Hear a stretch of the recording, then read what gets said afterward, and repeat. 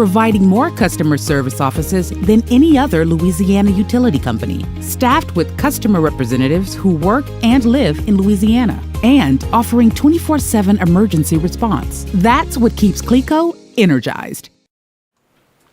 I have the true dedicated warriors in here today. We got 22 of you. It's a light day, and that's because this is going to be a really boring forecast. It's not fun at all.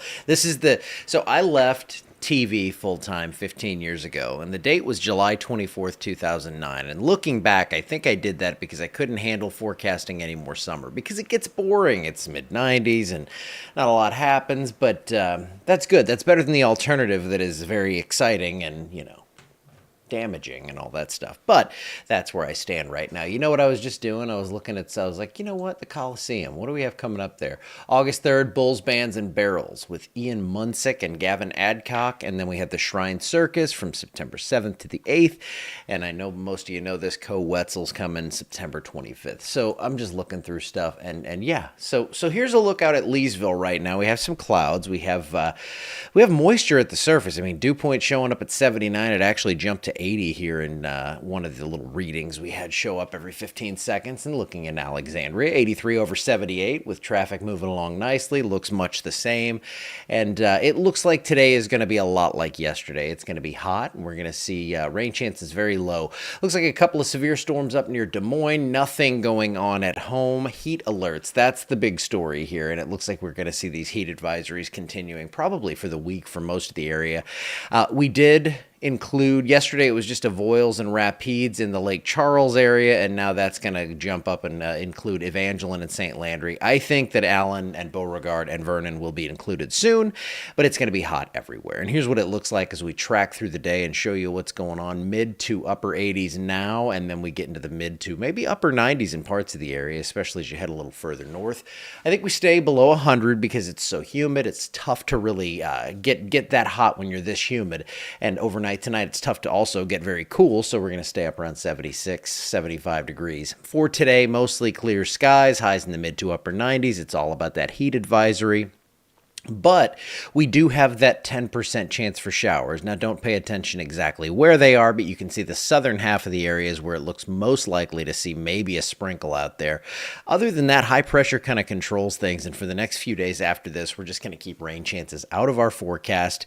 With that being said, there's no severe threat. The tropics are quiet locally, so really just a typical summertime forecast. Now, as we get to the 1st of August, I'll do that thing where I tell you how much the days are going to shorten by the end of the month and how much the average like when the average temperature starts to slide down and everything. These are the times of the year I get really excited about that stuff. But days are shrinking up right now, just a little bit every day. For today, just a couple of storms in the area, about a 10% chance of seeing that at your location, especially in the southern half of the area. And there's not much rain for the next week because of all this. Best chance to see that would be down toward the marshes there in Houma and Grand Isle. If you're heading down that way, you might run into some storms. Now, we do have that area of interest in the tropics that you can see now is going to be hooking a little bit more to the right. So this is kind of what models have been showing. This is going to roll up through the Bahamas, whatever it is. It looks like if it develops, it's going to be toward the end of the week now, and that's going to head up toward the eastern seaboard. And most models do hook this right, but we'll have to watch and see how close it makes that pass to Florida. And that's something we'll be keeping kind of not a close eye on. I'm like, I'm going to keep a close eye on it. This one, I'm going to keep a moderate eye on. Here's your 7-day forecast for us because this thing's going to stay away from us. It looks like we're going to keep rain chances pretty much out of the forecast through Friday. If you run into a shower today or Friday or God forbid Wednesday and Thursday where I don't have a rain chance, you might want to go buy a lottery ticket. And then storms do return to the forecast for the weekend, 40 to 50% coverage on that. So that's more typical, actually a little higher than typical for this time of year. And that brings temperatures back down into the mid 90s. And then it looks like the boredom continues as we have near to maybe above normal temps, so mid-90s-ish for August 7th through the 13th, and near normal precipitation. So you know what I figured I would do? I would end the show with a nice view of Toledo Bend. Because you can't beat that. 80 degrees, a little cooler right on the water. Dew point's still pretty nasty there. No one out fishing today. Come on, let's go. Let's get out there. I want to see someone catch like a 6-pound bass off that thing. All right, yes, they count daylight hours. Yeah, in Alaska. Yeah, I know they're shrinking up quickly right now up that way. So the cool air is going to start to build to the north. Then we get the fronts to come down this way, and that's when I get what I call the fun weather, which is cold fronts. I'm not talking about anything else, nothing nefarious.